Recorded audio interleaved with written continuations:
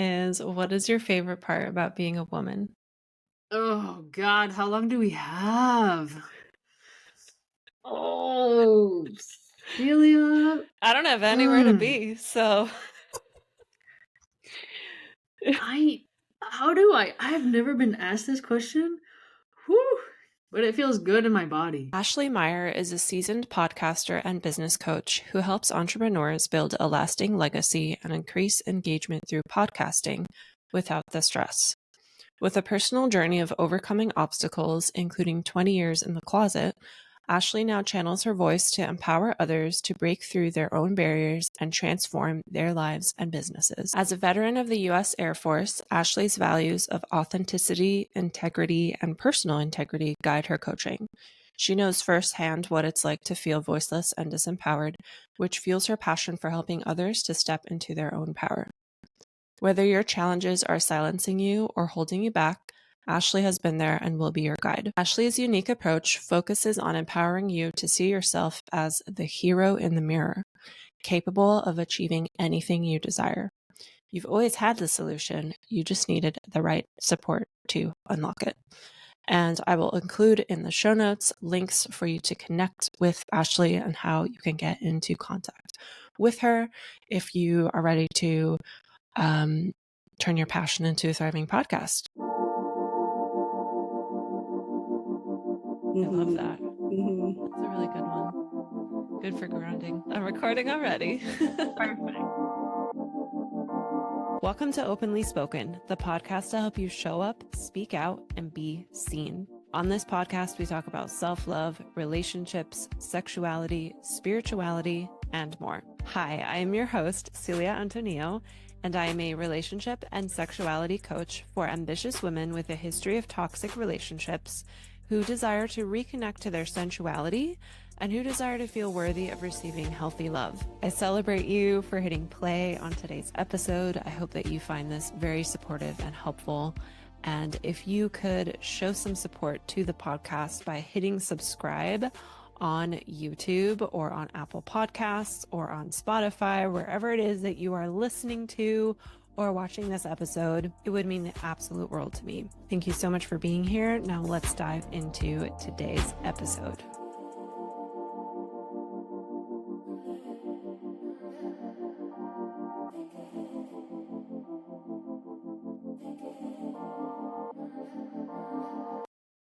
It was very much like my nervous system was like online, like ready to just I don't know. I was like, "Oh shit, like what's this about?" You know, I did like a check-in and I was like, "I ain't having a bad day just because my nervous system says, 'Fuck you, Ashley.'" So I like turned it all around and I had a great day. But it was just so That's interesting awesome. this morning that my body was just like, "Uh." And I was like, "Oh my God, I'm stuck. I'm stuck in this body. What am I going to do? Okay, I'm going to regulate and I'm just going to decide to have a good day." So, Yeah. you know, here's me going on 7 o'clock in the PM. I fucking pulled it off. I pulled it off. So proud. Yes.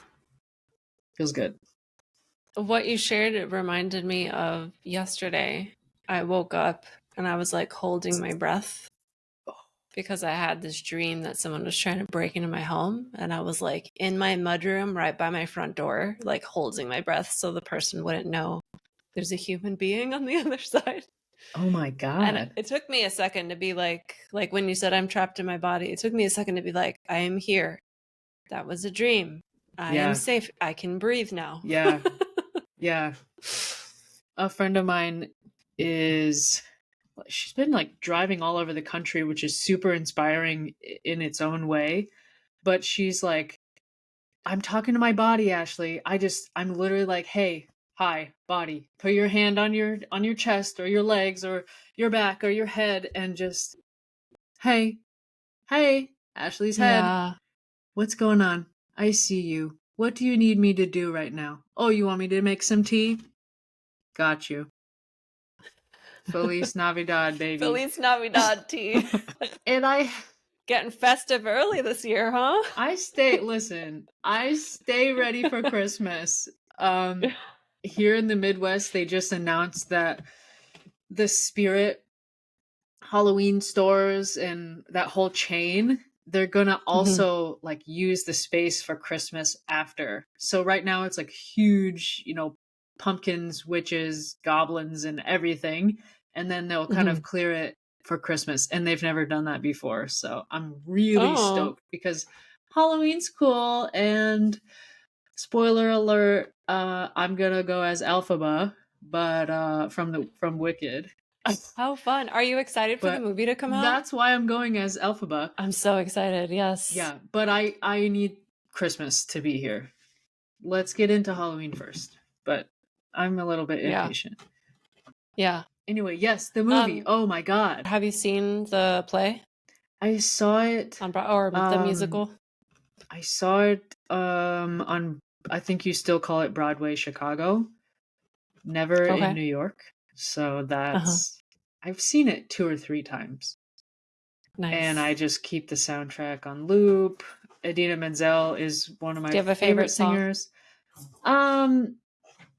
So Defying Gravity is freaking life-changing. Like when she's like, defy. That's my favorite. Like, oh my god. But yeah, the chops on these actors, right? Holy hell. Holy hell. But the song, oh shit, what's it called? It's like, I've heard it said that people come into our lives for a reason. And you're like, oh, what is this? It's all about friendship and like, because the Wicked Witch and the White Witch, like they started as friends, and like actually the White Witch was like really mean. So the irony is that like the characters were sort of flipped from what we think of, Yeah. And so the song that they sing to each other, I'm in tears like every single time. And it's just like, you made me who I am. And I'm like, oh my God. Yeah, it's really beautiful. I can't think of the title of the song, but I think that one I know which one you're talking more favorite about. than Defying Gravity. But in terms of performance, Defying Gravity. Yeah. Hands down. Yeah. Yeah. Yeah. I'm excited. Oh. I'm excited. I love that you're also excited about that, because I'm very excited about it. And my husband doesn't care. I'm like, you're taking me on my birthday. He's like, okay, I guess that's what we're doing. He's like, no big deal. And you're like, get hype. This is a huge deal. Yes. Yes. Your birthday, which is so you when? mentioned earlier that you regulate your nervous system. Yeah. What is something that you do, like an actual physical thing that you do? Yeah. For the people listening. So my friend who does the body touching thing, that's new to me. I'm not currently practicing that actively. Have I done it in a pinch, like when I'm right on the edge of an anxiety attack? Yes. Yes, I have. But on the regular, you'll see me just kind of take a deep breath, and then sometimes I will shake my hands out, and I don't know. I work with my hands a lot also. I do woodworking and other shit like that. And so I'm not sure if it's like a muscular, gotta get some energy out of these hands, or if it's just my body is holding too much. And so when I feel like I need to regulate and something's off, that's kind of my first, I'm like, ooh, even if I don't like something. There you go. Did you see the face I just did? Yeah. And I just go kind of like, get off of me. Like, are you a bug crawling out of my body or something? So yeah, I feel like just movement in general, but for me, it manifests a lot in my hands and shoulders. I will also find myself separating from other people. Like if I'm around people, I just need to not be in that energy. And, all people have energy. So I don't want to pick up on whatever you've got going on, the other people in my space. And so while I'm regulating, I will often be like solo. I might just like take 5 steps this way if I can't leave the room, or I might just leave the room, take a break. Yeah. Because that's how energy works, is that, you're around people and it's like, oh, something's off. And maybe it's not even you. maybe it's just the situation or the people that are around you. But you could absolutely need to regulate from that. So a couple of ideas, but it works well for Yeah. me. Then it's like, okay, reset. I'm back. Let's do it. Yeah. And I think I that you really give other resonate people with, permission as well when you do that. for sure. Yeah. Yeah. Especially when you just demonstrated like the, yeah, I'm back. If you exhale with sound, it really lets other people be like, oh, I can make a weird noise. Cool. Let Yeah. me do that. No. So we're so used to Yeah. holding everything in. Yeah. I so resonate with the piece about going off on your own when you're around people. I'm definitely the type of person when I socialize, I take more than one bathroom break, and I'm not going because I need to go to the bathroom. I'm going just to like breathe for a second and just to like take a break from all the, especially if I'm in a room where a lot of people are talking at once and there's that kind of murmur of a crowd. Sometimes I need just a little bit of, okay. Yeah. Yep. And it's been a journey of accepting that and like not judging that part of myself and being like, oh, what's wrong with me? I can't just like stay in that socializing energy. It's like, it doesn't mean anything's wrong. You like to recharge a bit. Go recharge. Right. There's no shame in that. Yeah. Yeah. That question is so fascinating. When we identify a behavior and then our first response is to ask, what's wrong with me? Yeah. Which isn't that just an indicator of all that programming, all the shit that has been piled onto us? If, and this is not just you, by the way. Of course, I've had the same thought. I've asked the same question. But if, when we notice a behavior, the first response is that something is wrong, and what could it be? Other than, what if instead you said, oh, isn't that so interesting? I'm doing this odd thing right now. Isn't it interesting? Rather than already say what's wrong. It's very interesting. Or like what you said earlier of just saying hi to it. Just being like, oh, I feel this anxiety in my chest. Hi, anxiety. Or not even labeling it as anxiety, just noticing the raw sensation that's there. Because I feel like that adds a lot of hang-ups too. Yeah. Like our labels of anxiety or stress, like it just like adds another layer on it that kind of makes it worse. Yeah. I go both ways with that, because to label something is to limit it. And a lot of times I don't know what the hell it is that I'm experiencing or feeling. And, first of all, language and emotion are processed in a different place in the brain. So it makes sense that I don't have the words to say what it is that's coming through my body. But I do think that to describe it perhaps could be useful. But maybe if we just didn't attach to, like, anxiety is a big one right now because it has a stigma and all that. But I guess what I'm getting at is, how do we describe it in a way but not attach to the words, and just, sort of like let go a little bit more, which I would say is the theme for me of 2024. Most of the way through our conversation on my podcast, and I can't be sure, but I'm 99% sure that I mentioned the theme of letting go because it was prevalent for me then as it is now. But yeah, just describing like, oh, this sensation, it feels like, da da da da da, like it feels like the color blue, and like a really intense, midnight navy blue with like maybe some intensity. I don't know. I just love color.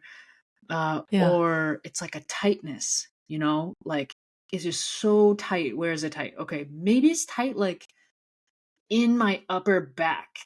I just feel like there's some weight on me, something that's just making me want to crunch down, get small. What the hell is that? And the more you can describe it, I think then the more you pinpoint where the hell it is in your body. And that also will lend itself to your regulation, because then maybe like jumping jacks, putting your arms like this, and you can be like, I'm free of this feeling. I don't want to hold it anymore. So yes to the describing it, no to the labeling it. Yeah. I love this because this is exactly what I do with my one-on-one coaching clients. I have them describe what they're feeling, and then I also add the extra step of then checking in with your body and asking, is my description accurate? Yes. Like I just said, it's this tight midnight blue feeling. Is that true? Like, is that what it is, or is it something else? Right now it's something else. Oh yeah. I feel like a spring right now. Like a where? In my, like right on top of my stomach, like it's a spring sitting on top of my stomach into my chest. And it's like bouncing my head like I'm a bobblehead or something. Yeah. Is it comfortable or uncomfortable? Yes, it's quite comfortable. Yes. Okay. And it feels like riding a cloud.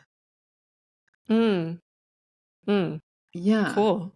And all day today, as I was trying to regulate, I kept noticing that my thoughts were like, zing, zing. And I'm like, whoa, that's so interesting. But what perspective do I have when I can sit back and watch the thoughts? And watch it. Right? Yeah. So that's next level. Hell yeah. Yeah. But they were particularly all over the place. Like, mad crazy. And so I was just like, this is so interesting. And I wonder now if it's not this spring energy that was kind of, fueling that, if you will. Just something to ponder. Yeah. For sure. I like the awareness you're able to have of watching your thoughts go zing, zing. I like that description too, zing. Yes. A couple of them caught me and I was like, oh, let's go. And then I'd be like, let's meander on over that way. Yes. And then I was like, we just wasted like 12 minutes on that. Really? Is that really where you wanted to go? Yes. Yeah. I'm working with a one-on-one nervous system regulation coach right now. Yes. So that's a part of why I also asked you, like, what do you do for nervous system regulation? Because I came into these sessions, we had our second session today. I came into the sessions not really knowing what to expect. Yeah. But just knowing that like nervous system regulation is good. Yes. Yes. That's a good thing. Yes. I also ground. Go outside. Yeah. And I sleep grounded. Yes, get your bare feet in the grass. We have a mat under our sheet that is plugged into the ground outlet port thing. Nice. Yep. I like the energy of earth. Yeah, the energy of earth. I also have a tea that is like a root-based dandelion something, and it's quite grounding as well. Like in lieu of going outside barefoot. It's just hard to describe, like just very grounding. Like it would take my springy energy right now, it would just pull it right down, and just from drinking it. It's nothing in it other than tea, but it's quite fascinating, the effect on your body, how different herbs and things in nature. So that is another aspect of my personal regulation practice. And I guess I've just done it for so long that sometimes I find myself regulating and I didn't even notice I'm doing it, because I've just learned what I need. And so, I already brewed this tea, and this is a fruity tea. So it's kind of like keeping me up. Uplifting a bit. Yep. Yeah. It has like natural sugars and things like that. But then another practice that I've really taken on in 2024 is deciding what to feel, like deciding the emotion that will characterize my day. And then these actually have energetic resonance, which are, like measurable on an fMRI or other energetic machine. Like you can see it, you can see that you're regulated. And this is like at the cutting edge of all that we're studying about mental wellness, personal development, all that shit. Like this is the new. And what's crazy is it's measurable, but like I don't own an fMRI, right? We don't have access to like the university down the street, and we can't like walk in and just say, hey, I think I'm regulated right now, hook me up to that proby thing, like just stick the shit all over and tell me I'm regulated. And so we need to like learn to look for the signals. And I think I've recognized the signals within myself. And so I could tell you, if you, Celia, were to say, hey, Ash, are you regulated right now? Or like dysregulated, something going on? I could do a scan and I could tell you energetically. I would be like, yep. Or there's something kind of fucked up in the field, if you know what I mean. And it's hilarious. But I'm quite sure, like with over 90% certainty, that if you were to hook me up to the machine and I don't see the results, but I'm telling you whether I'm regulated, I'm quite sure that I would be able to tell you what the machine could say. Because it's identifiable. And the more we practice it, this is the point of what I'm saying, the more we practice knowing what regulation feels like. And for me, that is empathy, passion, enthusiasm, excitement, joy, love, compassion, peace, which, by the way, I'm describing things that I've been practicing generating for myself for no reason. And those experiences, when I call them up, they are what regulate me.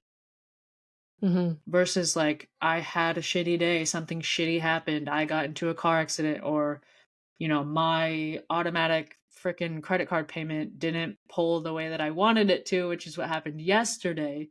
Shit can dysregulate you, right? These are like normal everyday occurrences. They didn't stock my protein that I like at the store. What? Or like, the tree that fell on your roof. Or the tree that fell on my house. External things can try to decide how regulated you are. But when you have a practice, it completely changes the energy, completely changes your life. Yes. And I just want to highlight that you said the word practice. Like it's something that you need to come back to. Yeah. Again and again, so that you can create those body memories. Like you said, we're learning how to remember what feeling regulated feels like. Yeah. I'm glad that you pointed that out, because I think I used to think that there was a pinnacle and like this awesome version of me that I would become and then just be her forever. And it doesn't work like that. So I'm sorry to like let anybody down who thought, that when you are enlightened and when you become the 2.0, like that's it. They make movies about you and write books and freaking songs, and you can go and be in the Wicked movie. Like, yeah, you can do all that, but it doesn't quite work that way. It's okay to have backslides and to not always be that put together, but it doesn't mean you let go of the practice. Yeah. You mentioning just now, like that they write songs about you and that you'll be in the Wicked movie, kind of distracted me to ask you a question that's not related to what we're talking about, but it is related to Wicked. Yes. Okay. Let's go. Okay. I have no idea if you're a fan of Ariana Grande. Yeah. But I love her. And it's been really cool to see her talk about wanting to play Galinda for years. Like she's talked about it in interviews for years. And now she's done it and we're about to see it. And it's not like she just got lucky and made it happen. Like, she showed up every day. She repeated that affirmation. She showed up to, I don't know who the director's name was, but she like kept being like, hey, I'm available for this role. Like, Yeah. are you auditioning yet? Are you auditioning people yet? Are you doing it yet? Yeah. And I know she had to like dismantle her whole pop star persona and relearn how to sing from a place that wasn't stylized in the Ariana Grande style. Yeah. Yeah. Yeah, what are your thoughts on that? Oh my God. First of all, I'm so happy for her. Just like to have a dream and then realize it. There's not a lot in this world like that. It's Yeah. pretty damn special. And I think that it's doable for any one of us. And what I heard as you're describing that was how she had decided and then just made herself available, made herself available, made herself available over and over and over. And it's just like, yes, you have to be that's persistent. it. Yes. Yeah. And I think that even for me, sometimes as I'm building my business and showing up in the world, I forget that repetition is, like flexing. It's like the rep. It's just literally a rep. Like, let's do it. Let's go. Yeah. And Yeah. so You need a spotter? there's that. Yes, I do. Come over, please. I'm lifting heavy. Yes. So there's that part that really excites me for her. And I also just want to, I guess, comment on like women supporting women and how freaking important that is. We, as a gender structure, have not been the most supportive of one another. We've not been cheerleaders and advocates and just, people who would uplift another woman. Like, I think that unfortunately in our society, we get more of the claw situation, the tear someone else down because they have the mean something girls. the Mean Girls, exactly. That's why that was such a huge movie. Yeah, that's why that movie resonated, because it's like, Yes. that's how it was Yes. to be in middle school and high school. Yes. Hopefully it's not like that anymore, but that's how it was for our generation. Yeah. Yeah. But I even hear a lot of people, like with Ariana for sure, but Taylor Swift as well, same thing. And they're like, oh, who is she? Da da da da da. And like discrediting just things that she has accomplished. And it's forgetting she's done the reps. Where are your reps? Yes. You want to be on that level? Do that number of reps. Like, this is MJ, Kobe Bryant, anybody who's ever been, that's a sports analogy. I apologize. I don't think you're like super into sports, but Michael Jordan. you want to, is MJ. yes. Right? But I know who that is. you want to be at the top. And then when you are at the top, you're the first in the gym and the last out. What? Yes. What? Yes. You're Michael fucking Jordan at the top. There's no one greater. Kobe Bryant, same thing. And he would have people come into him at the gym and they would get there. He was already there. And then he would just keep practicing until the other guys who came after him left. And then they were like, yo, Kobe, what's going on? Like, you've been here forever, man. And he's like, I just had to show you that I would outwork you. So I wasn't going to let you leave before me. It's so savage. I love it. And it's like, but we forget that people at the top are at the top for that reason. Commitment to craft. Yeah. And, this week I'm asking myself, what am I committed to? It's a really, really important question, because one of the things that a pinnacle of Hero in the Mirror coaching is when I am building something in the world or I'm doing something, anything, where do I check in? How do I know that I'm on track? Who's going to tell me that? It's me. It's me. And there's no other standard. I can't call my mom. I can't ask my wife, I can't call you, I could call you, we can talk about things, but it's like, I know if I'm showing up and doing the reps, Mm-hmm. right? Obviously, like giving ourselves grace, and allowing ourselves to be flawed or rest and all those things too, but you set your own standard. Yeah. I love that, because to tie that in with the piece about women supporting other women, I think the reason why we don't default into that is because we are socialized to see other women as our competition. Yeah. But what you just said about you yourself are the one you check in with, you need to be your own competition. Yeah. Like, you're competing with the version of you that you were yesterday, and Yeah. you're just day by day getting a sliver of a hair better, a sliver of a hair better, a sliver of a hair better. Yeah. Yeah. Yep. I think for a long time that sliver of a hair really pissed me off. But I've Right? Because grown it feels to like you're not getting anywhere. yes. And I need traction so I can be like, ha, yes, I did that. See? Yeah. But again, just being in this experience of a life that's called Ashley Meyer, you learn. Oh shit, that thing that tripped me up yesterday. Okay, wow. I see. I see how I was in that conversation and how, of course, they got pissed off at me. Of course, they didn't feel like I was listening because I was thinking about my freaking bank situation. Real present, Ash. Good job. So it happens. And, the more we can just call things out like that, we Yeah. continue to become that sliver of a little bit better.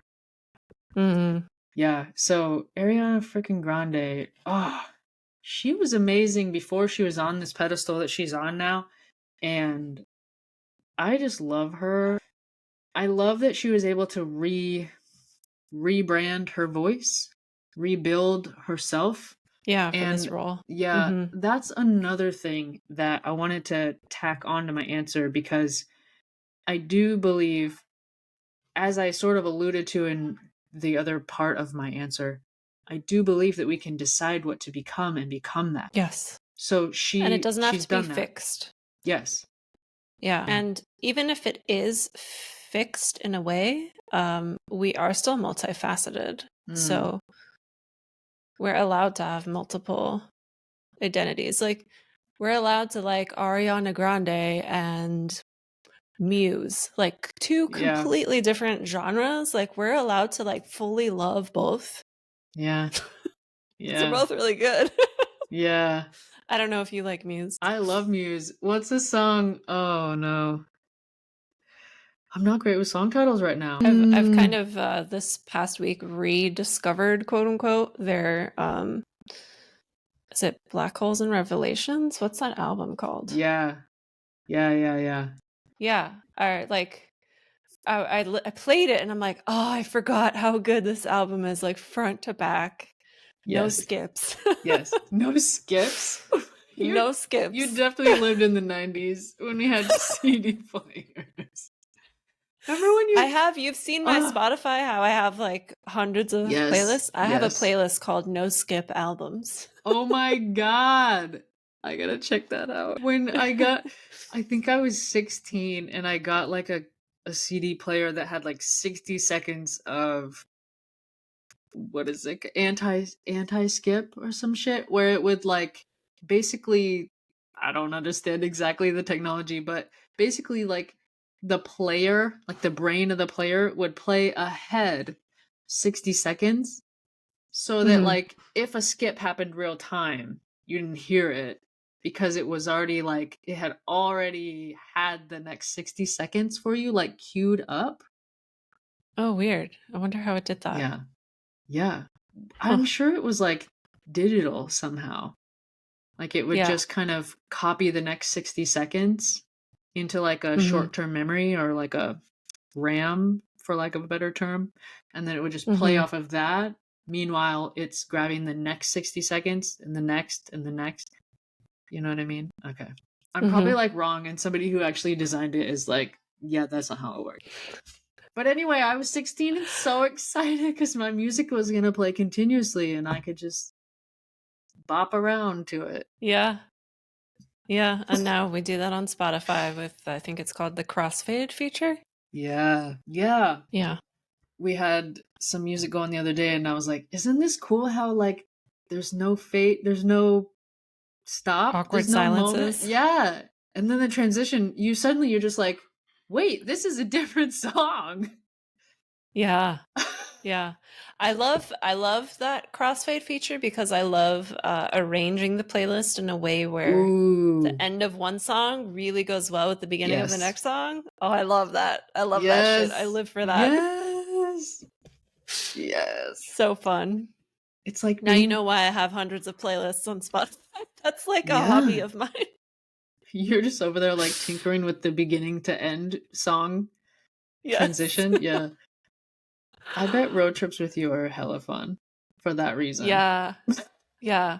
You'll never run out of music. Yep. I love when it's like, this playlist is 92 hours long. And you're like, whoa, if I started playing now, like that would stop playing on Sunday. Some shit. Yeah. Right? I made a playlist for I'm going to Germany at the end of this month. I was gonna ask you about that. Yes. Tell me. So I made a playlist that's, let me see how long it is. Because my flight's 14 hours. Is it direct? Direct, yeah. Okay, amazing. 10 hours. So I still need to add 4 more hours. You need some more tunes. But I also have another playlist downloaded. Like I have my favorites, and then I have you done this before? I made a playlist of songs specifically for my inner child. Yes. And I have like the opening song is what is it called? I Love You Always Forever by Donna Lewis. And I've been like dancing with my inner child every morning to that song. Because she's so excited that we're going to Germany finally. Oh. I can see you like just grabbing her little hand and just saying, let's go, come on. Let's go home. We're going home. So good. My eyes are watering. Oh. It has to be like surreal and just unbelievably amazing. You're not even there yet. It's so exciting. I've been packed already for a month. I'm serious. My suitcase is done. How do you all have that needs clean to be underwear? added is like that's the only thing. Socks and underwear is the only thing that needs to be added, but I have like everything else is in there. Wow. And it's been packed for a month. And I'm not leaving for another 2 weeks. Teach me your ways.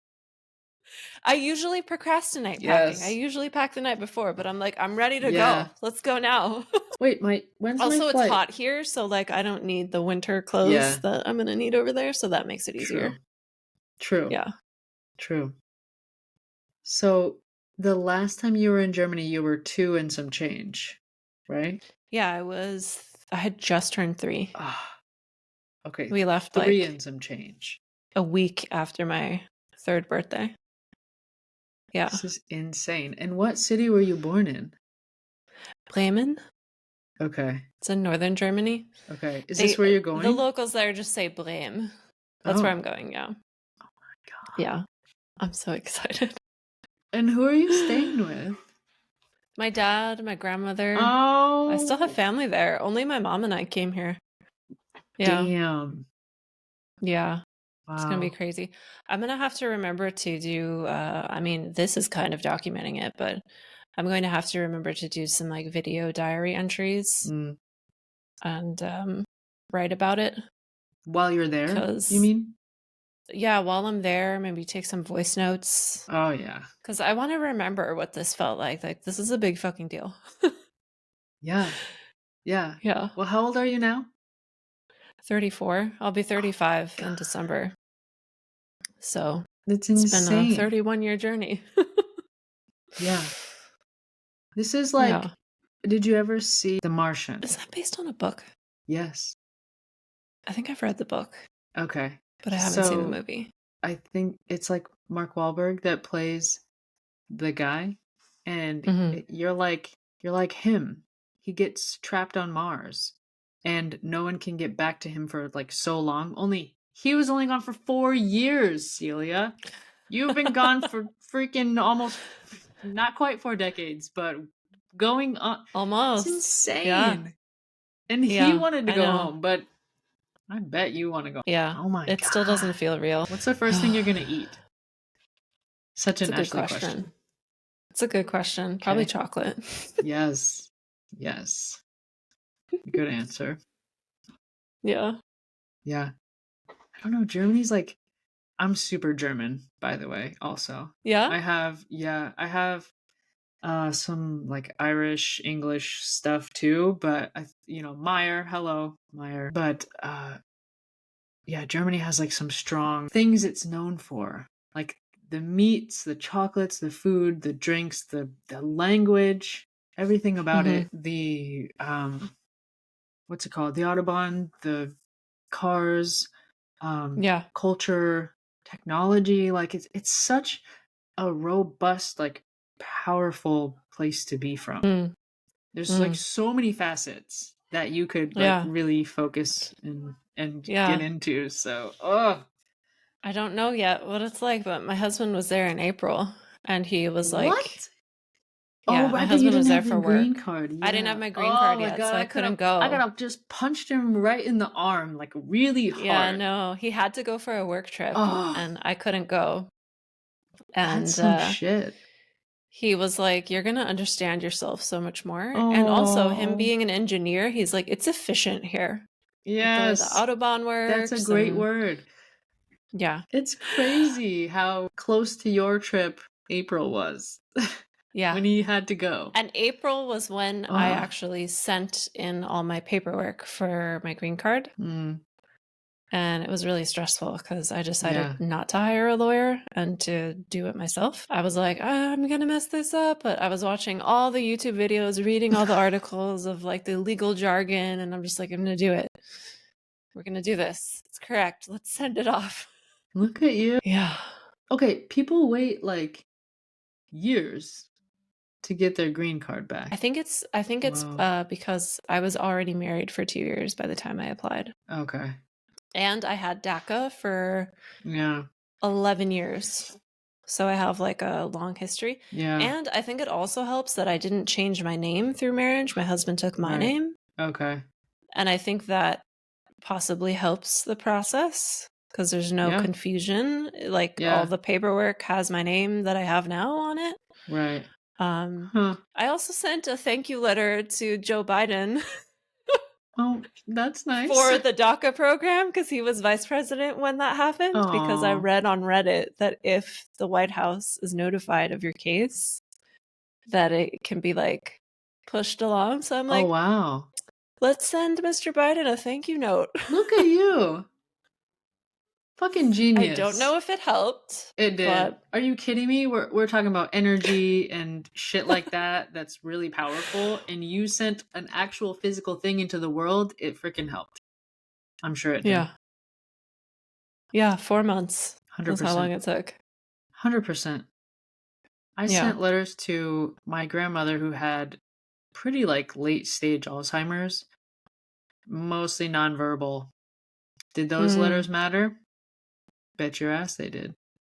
And they read them to because her. of the energy behind them. Mm-hmm. Yep. They would read them to her, and I'm told, because this was during COVID, and she would just bawl. She would just sob. Yeah. And Dang. that was our connection. And so many fucking things in this world are like tangible, touchable things. And that's not it. Like that's a part of it. But there's more. This is a fucking Wizard of Oz. You want to talk about Wicked?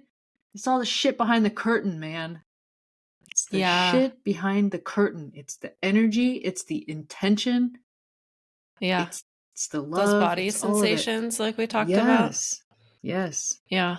That's why it takes practice, because you can't just touch it and look at it and engineer your way to, do a calculation. Thank God we have machines and technology now that can measure certain things. But I think that was the origin of faith, was that a lot of this, it was just a concept, and not provable, not touchable, tangible. right? Mm. And our brains like to wrap around things and fully grasp and know and have this thing called certainty. But the certainty might be an illusion. How can we really be certain? How can we be certain of anything? Yeah. Well, Yeah. I'm certain that I don't necessarily need certainty. It's the letting go, right? And this is a bit of a nuance because as the hero in the mirror, it means that I'm in charge. My mother would be appalled, but I'm God. I'm the god of this experience, right? Mm-hmm. And also, so it can be both. This is that like two things both being true. Mm-hmm. So I'm the god of this experience, and also I'm not in control of everything that comes into this experience. Yeah. I can't say, no, I don't want that. I get Yeah. to navigate things that sometimes are unexpected, undesirable. Yeah. Yeah, for sure. Yeah, it definitely is nuance because Yeah.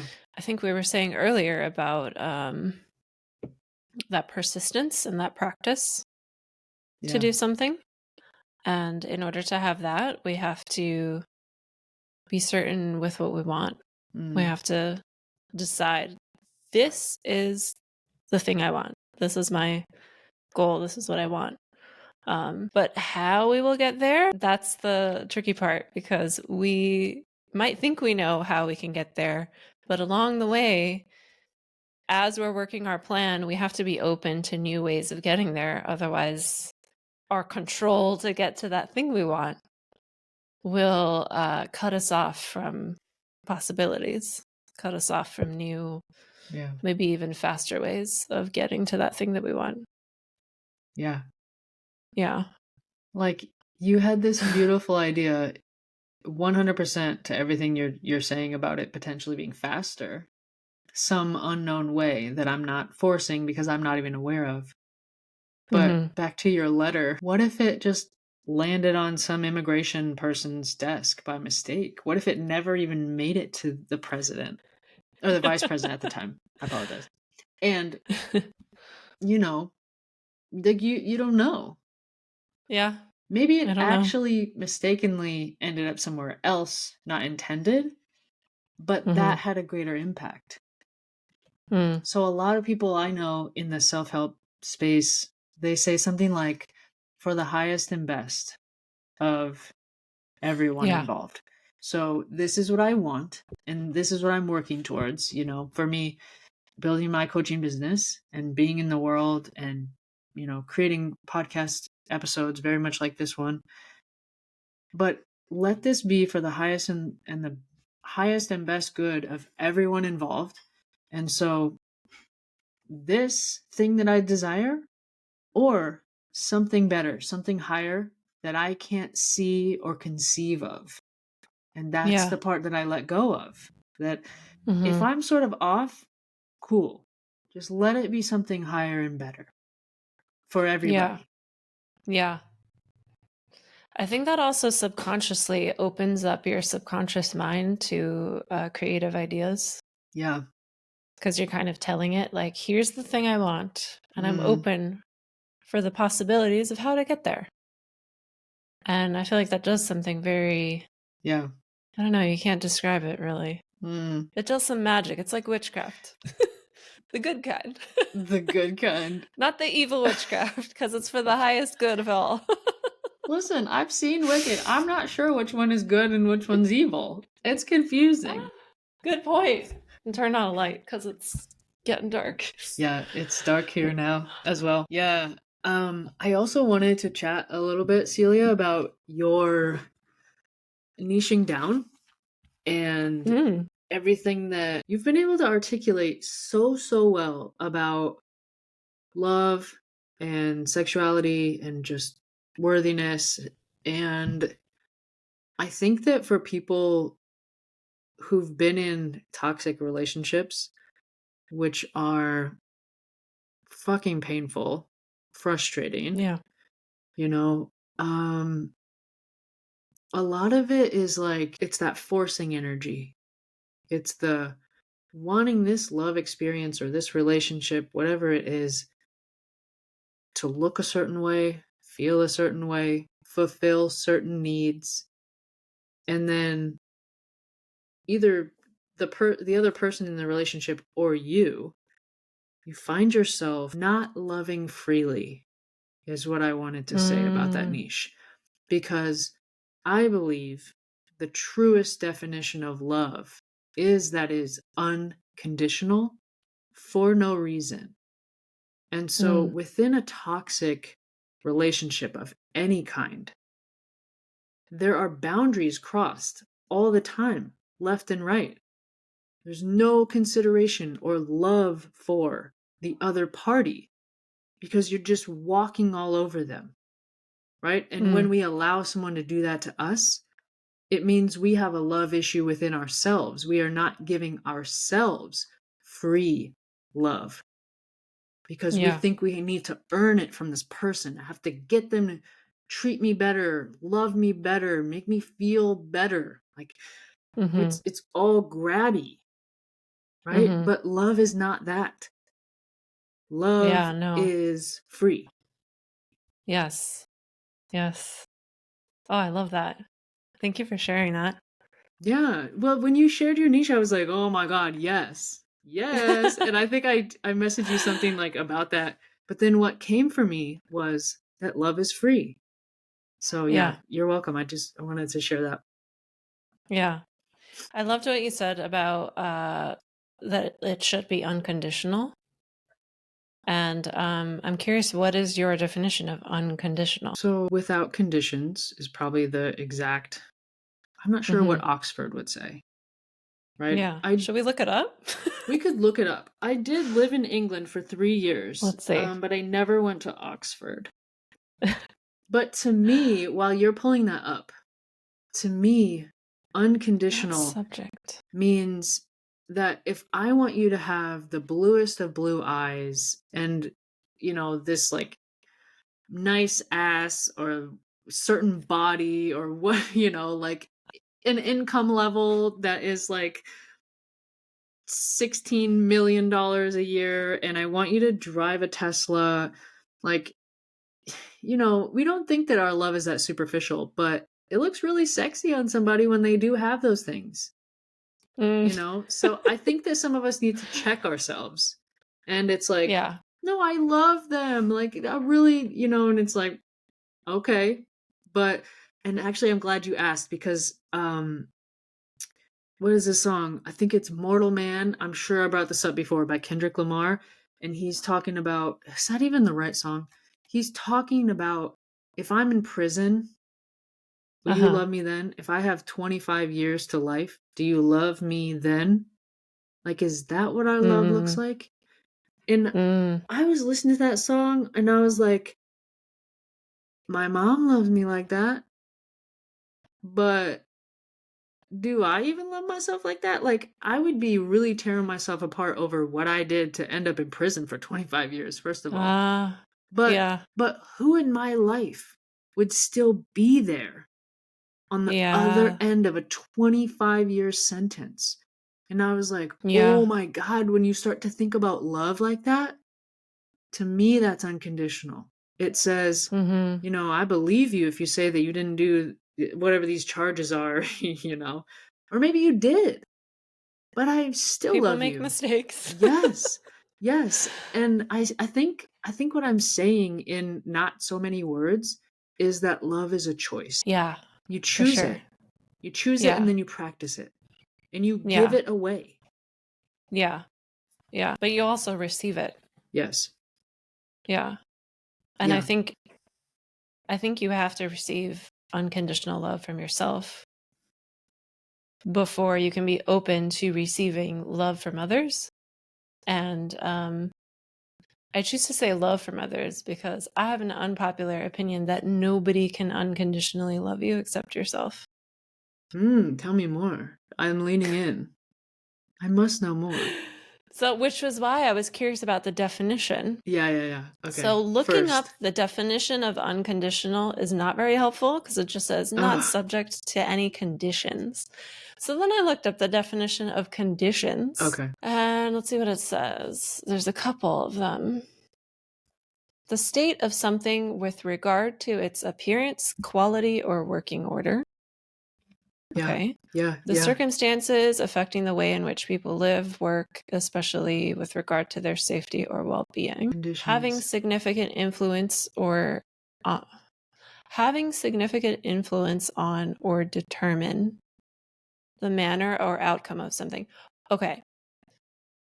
So here's why I don't think other people can unconditionally love you. I think because the people that know you in your life, they know certain things about you. They can expect that, like, she's not a morning person, or she likes this that way. And like, we learn who the people are, and then through that, the love is technically not unconditional. I'm not saying it's bad. I'm just saying I think it's actually impossible for an external person to be completely without any conditions with their love. And I personally find it very freeing, because then it becomes my responsibility to love myself unconditionally. And the more I can do that, the better relationships I can have in my life. Because then I'm not coming to a relationship craving that unconditional love, because I already, like, my unconditional cup of love inside of my body is already filled.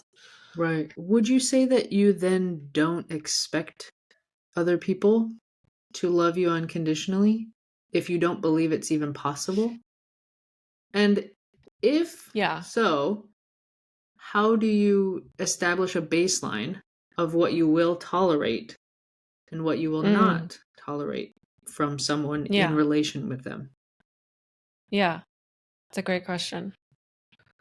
I feel like the piece with not expecting people to unconditionally love you, for me, my interpretation of it is that I am accepting that humans are imperfect.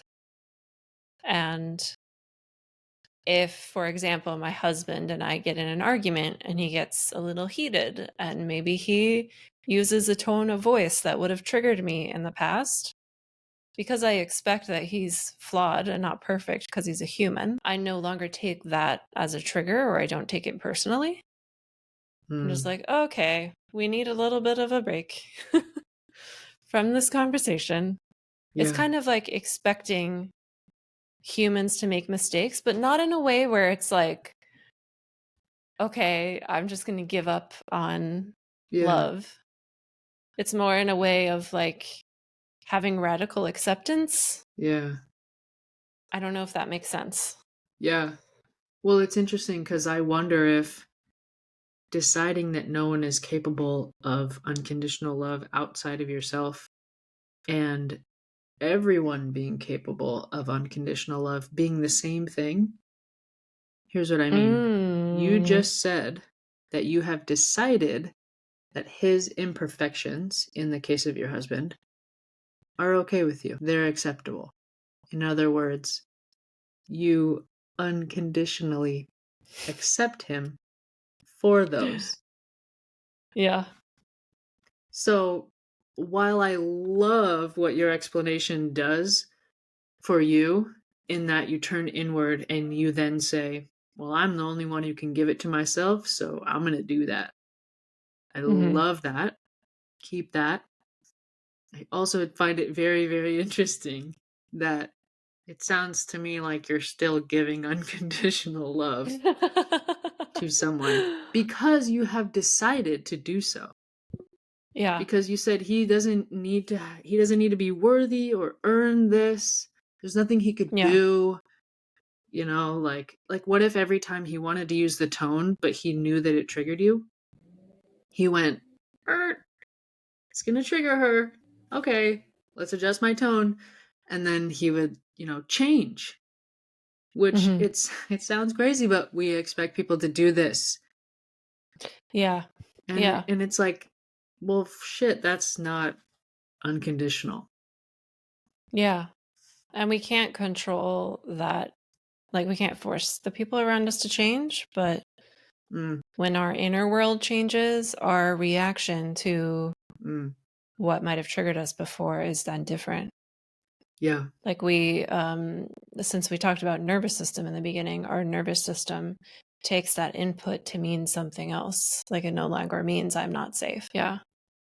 I love how you took what I said and went on that journey where it's like, well, yeah, both things are actually true. Both really are true. Cool.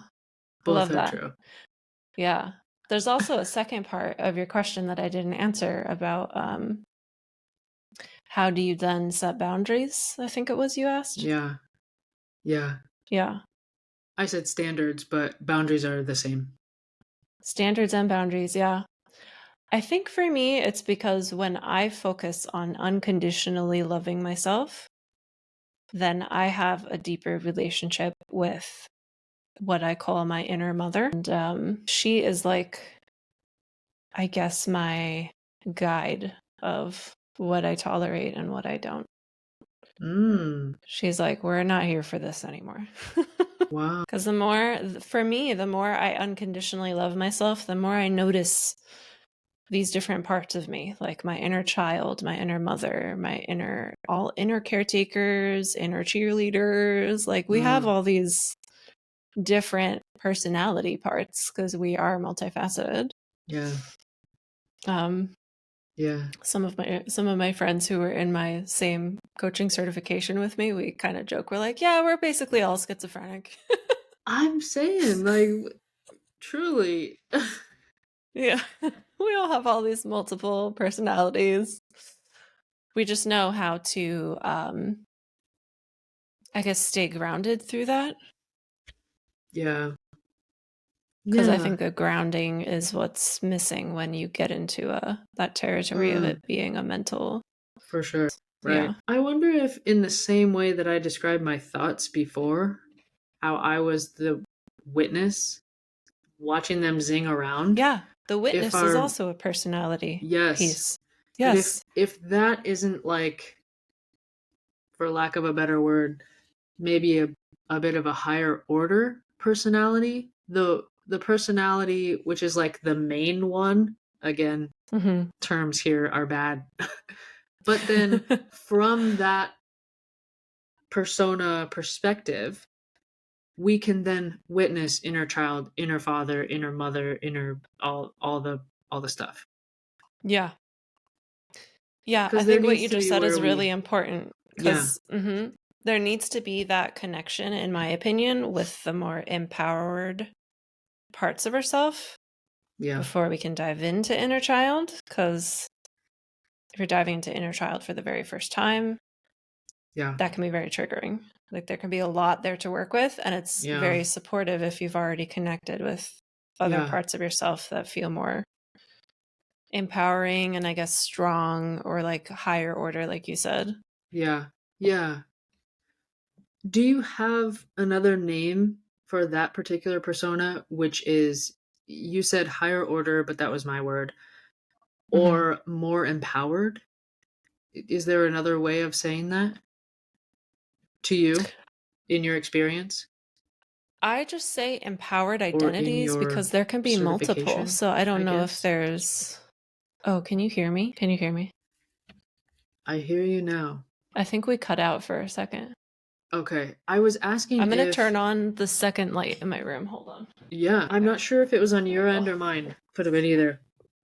I was asking if you have a better term or way of describing the that empowered version, the Yeah, I honestly call it the witness. Okay. I've read some books that call it that too. I do think we have multiple empowering identities, but when you talk about that one that's like the higher order, I would say it's the witness. Okay. And that's something that's even talked about in like meditation space or yoga. Yeah. That witness that's like kind of relaxed back into the seat of yourself. The seat of the soul. I was just thinking Gary Zukov. Okay. Yeah. So what are these other empowered identities for you? Like, if the witness is the higher order, but there are other empowered. Which ones are those? It's different for everyone. For you. Me, for me, they're also, as you do this work, more and more will be discovered. So there's the witness, the inner mother. I also have this inner goddess that I call Gaia. She has long, flowy hair, and she's kind of like if a tree was a person. Whoa. I like that imagery. Yes. Huh. I'm also working on connecting with this inner warrior man. That's like, I guess, my inner, I don't know if it's my inner father or not. I'm still working on the connection. Sometimes when you discover these identities, they don't want to talk to you right away. Oh, shit. Or there's, there needs to be some trust being built. Okay. My inner teenager is another one that I love to connect with. She's very creative. She is who I channel when I make my playlists. That's like the activity we do together. And my inner child has also become an empowering identity. What? Yeah. How? I think it's just the more you connect with your inner child, the more soothed she is. And then it becomes like this relationship that I would imagine you would have with your own child, where they reflect things to you that you wouldn't have noticed. Or they say, like, I have a friend who has a daughter. And when her daughter was like 2, they were changing like outfits to go to the pool or something. And her daughter touched her mom's bare belly and was like, I love your belly. It's so beautiful. And this is a friend who's like, she carries a little bit of extra weight in her belly. So she's never viewed her belly as beautiful. Oh my God. And that's why I think the inner child can be such an empowering identity, because that innocence that a child has brings this different perspective. Yeah. Which I'm sure you know since you're a mom. Oh God, yes. Do I know? And now I'm like, duh, Ashley, of course that can be like a wise part. And I think I've told you this before, but as I'm parenting, what is that? I'm so aware that like I might be in a teaching moment or like modeling. I like to say modeling because he's going to pick up what I do and what I am so much more than when I teach. But as I model things, I'm aware that all of this, anything I say or do, is through my lens. And so, what assumptions have I made, forgotten that I made, and now I'm just projecting how the world is to a pure, blank slate human? Yeah. And I'm like, oh, I think I need to reconsider some assumptions here. Because I find myself saying things, I'm trying to think of a good example, even like dinner time. Like, it's time to sit down and eat dinner. Well, who says? Oh, just because I've done dinner at 6 p.m. every night for 18 years or however many years I've been doing that. So it's dinner time. Come do the ritual of dinner. Right? But why? Who says? Is there a better way to do dinner? A better time? And just maintaining that openness. Is your body hungry? Yes. Yeah. So crazy. And I know I've told you this before, that I am not actually parenting. I think I am being parented as well. So that goes both ways. Yeah, I bet. In the best way. So I have this set of questions I like to ask every guest. Yeah. And I thought now would be a good time to Now is a great time. Oh, okay. Yes. Okay. The first question is, what does self-love mean to you? It means Feliz Navidad. Cheers. I said that with such a white person accent. Feliz Navidad. Feliz Navidad. Feliz Navidad. There we go. Prospero año y felicidad. Um. Ba, ba, ba, ba, ba. Maybe we should release this episode on Christmas Eve. There we go. It's been a theme. We've also talked about Wicked and Halloween, though, so Yes. could just wait until. No, you'll be in Germany by then. Actually, when do you fly out? What day? October 30th. Okay. You'll have Halloween in Germany? There's no Halloween there. I know, but you can take it with It's you. Saint Something's Day on the 31st. I forget who, but it's a holiday on the 31st Okay. there as well. I just don't know which one. And it's my grandfather's birthday. Ooh. So he's really excited I'll be there. That is exciting. What a gift for him. I think that self-love for me is all the things that I want to do for other people, like making someone tea, rubbing their shoulders, sending them a note and just say, hey, like you crossed my mind today and I'm actually doing something about that. I'm reaching out. I try to be that friend. So it would be all of those same considerations, only spun back 180 degrees on myself. Not only those gifts, but life's indulgences, like taking the time to notice what songs are really lighting me up in the moment, cranking the fucking volume on those, changing the song when I notice this ain't the vibe, never was probably, even though other people like the song. It's fine. Self-love is also, how do I say this? When you're the one leaving the country, I love to travel so much. And when I can just take myself to a new perspective, right now, with a 1.5 years, almost 2-year-old, it's not that practical. It's also. I'm sure that's given you a different perspective, though. It's a new perspective, but I want to take him. Like, I'd go to Germany. Yo, kid. But what's really on my mind is that he might not remember some of this shit. And so I'm like, let's give it like 2 years, 3 years, when like 5, 6, now I know we're really storing some core memories. Yeah. Not that what we're doing now is not important. It is, but so traveling is really important. And right now I'm finding that if I can just like locally find a different space than I've ever noticed before. Like a couple weeks ago, I went around town photographing all the murals.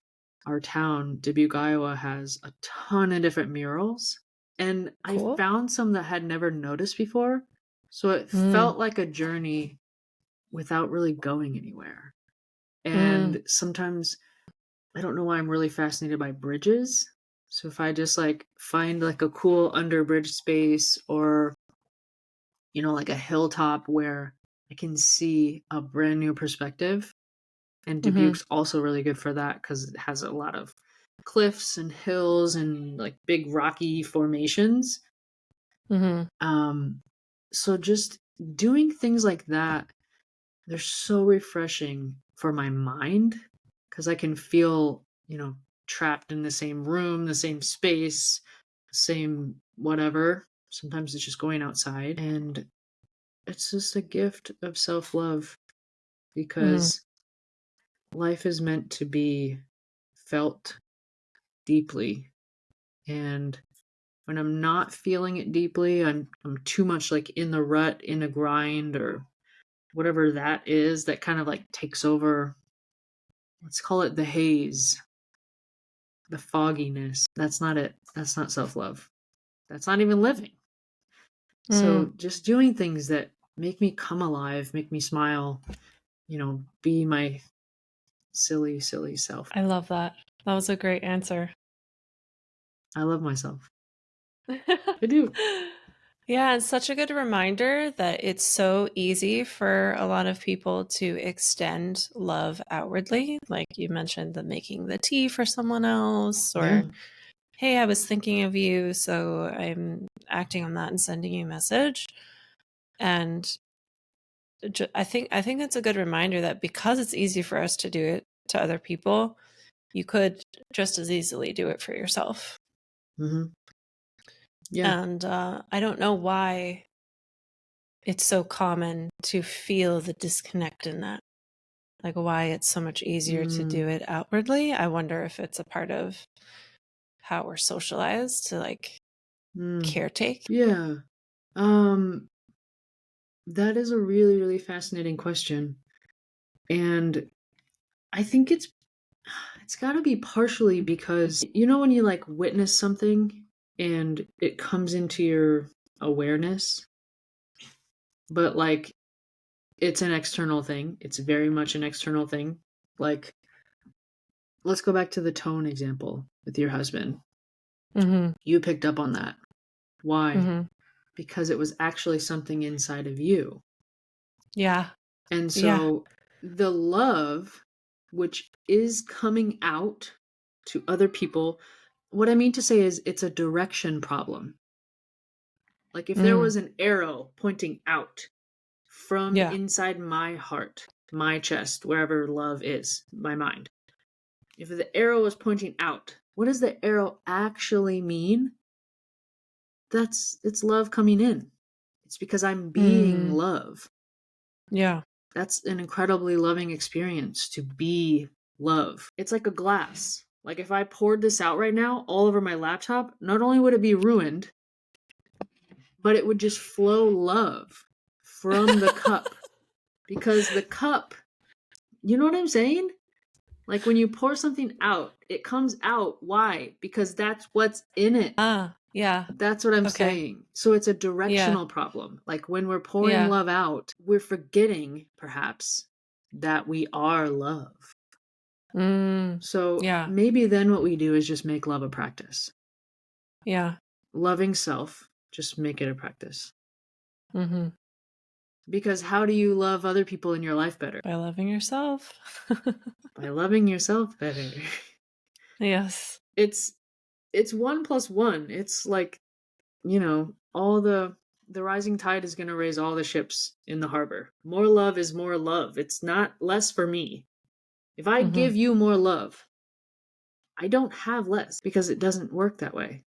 Like when we were talking about kids earlier, when you have a second child, do you love them less? No. It doesn't work that way. Right? I got really into Jewish mysticism. I think part 2, I mentioned this in our conversation. Oh, in our episode? Because, yes, because during Hanukkah, there's like a lighting of candles. And why do they do that practice? It's because when one flame lights another, it doesn't take away from the original flame. How many freaking candles can you light? It's an amazing analogy. How many candles can you light? All the candles. All of them. In the whole world, you could just light and light and light and light and light. And if you exchange the word for love, you can love and love and love and love. Mic drop. I just hit it. It's the same thing. Yeah. Same thing. Yeah. Okay. So I wanted to give one tidbit before we get to the next question, which I'm eager for. Okay. Set a trigger. If you find yourself struggling and you're the person who's loving the shit out of other people and you forget yourself all the time, this is me. Hello. Learn from my healing, right? Set it as a trigger. When you find yourself doing something really loving for someone else, yeah, I'm being loving for someone else. Okay, now I remember that's going to remind me to love myself. That's what a trigger is. Just a reminder that you put in place like a flag in the ground or a stake every time you find yourself loving someone else, being generous, being thoughtful, being patient, anything. Oh, whew, look at me. I'm being so loving. Let me turn some of that on myself right now. Thank you for that. Yeah. Okay. So the next question is, what is your favorite part about being a woman? Oh, God. How long do we have? Oh, Celia. I don't have anywhere to be, so. How do I? I have never been asked this question. Whew, but it feels good in my body. So Yay, good. thank you for the question. This is You're fun. welcome. I only recently came into this word like androgyny, Hmm. and I get that from people a lot. I think I probably am like to a degree, but I'm so in my feminine.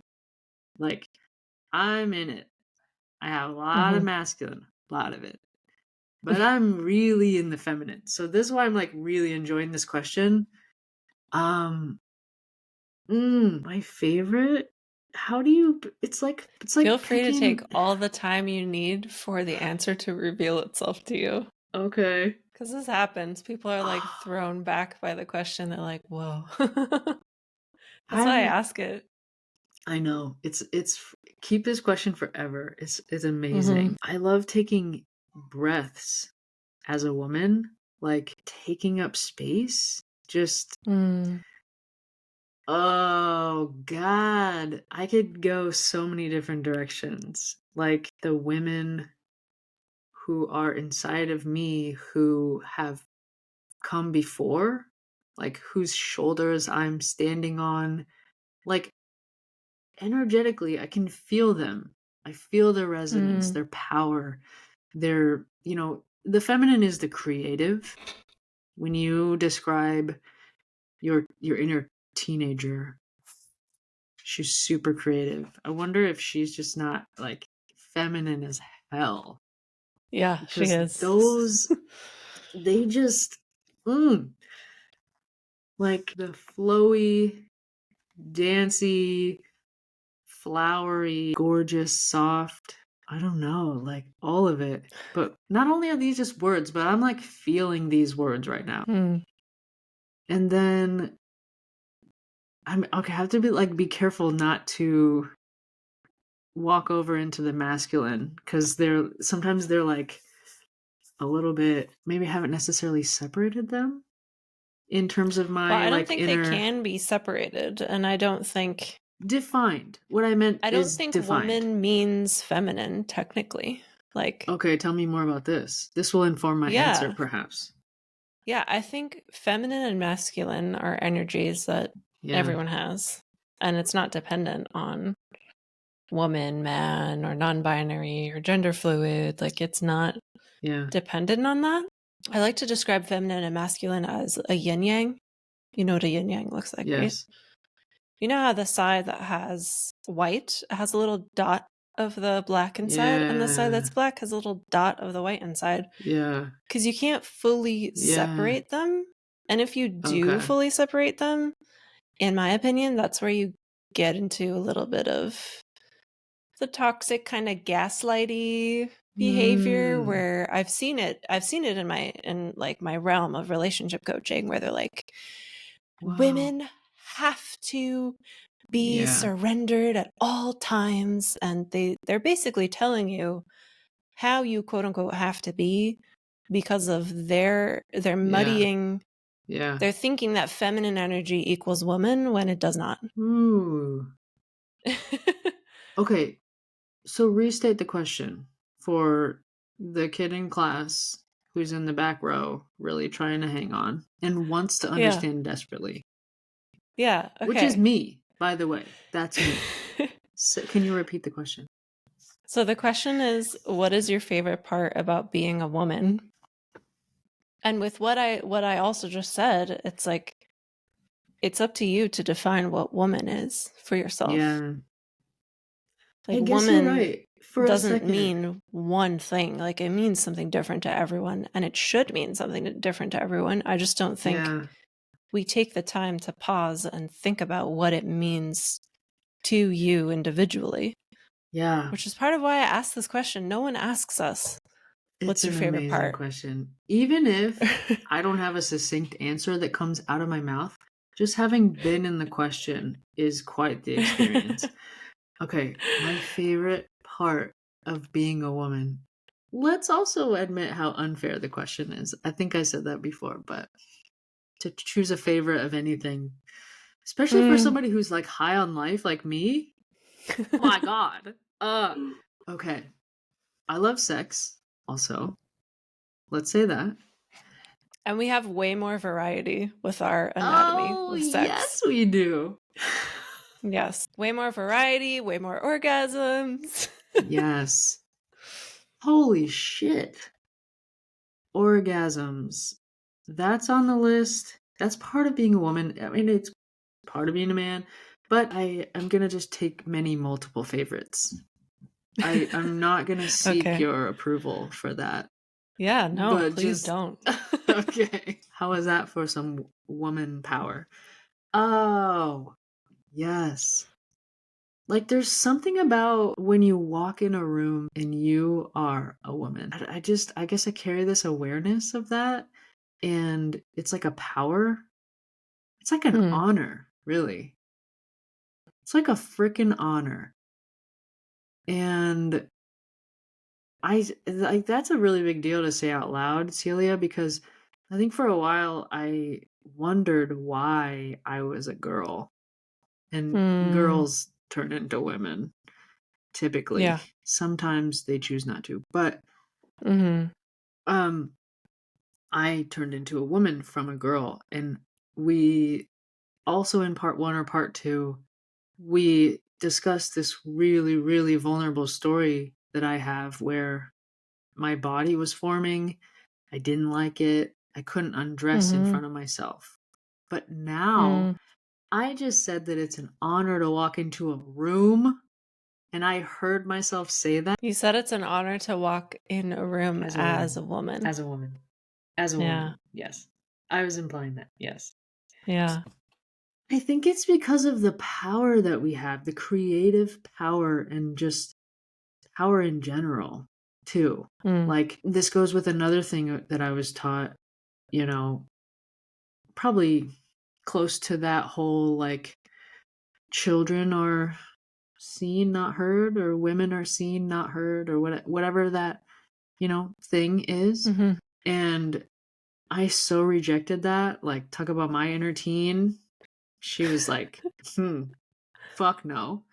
And so, like, the power of my voice being a woman, and this right now is especially important because I'm expanding my offerings into the podcasting space, and I want to uplift women's voices. I want to amplify women's voices. And so for me to own my own voice, that came first. That experience was and is insanely humbling, and it means I get to be intentional with how I speak, who I speak to, what I say, nuances. Yeah. Something I'm considering that I took a few notes. It's so funny, like in preparing to chat with you today, I took some notes, but I'm pretty sure we've covered most all of it, even though I haven't looked at them. Yeah. I love that. One of the notes was about something my sister recently offered me. We had dinner like last month, and she was saying, Ashley, you have a powerful voice, and just be aware sometimes how it can be a fire hydrant. And I was like, oof. Yeah. Yeah. But like sometimes a fire hydrant is needed. And sometimes there's like a drip. And I was like, oh, okay. So what does this moment call for? The moment that I'm walking in as a woman, having something to say, adding something to a space that I'm in. Is this a fire hydrant moment? Is this a drip moment? Like planting seeds, right? Sometimes like a strategic silence. Whew. Damn. That woman didn't need to say anything, but she said it all. Yeah. This has just been a preview of my favorite aspects of being a woman. Yes. Well, I look forward to asking you the question again. Yes. Because I'm sure I will have you on the show again. Okay, let's go. And it'll be cool to see how that question has like simmered Yeah. with Yeah. you. Yeah. Yeah. Yeah. And I just want to Yeah. celebrate that it's that two things.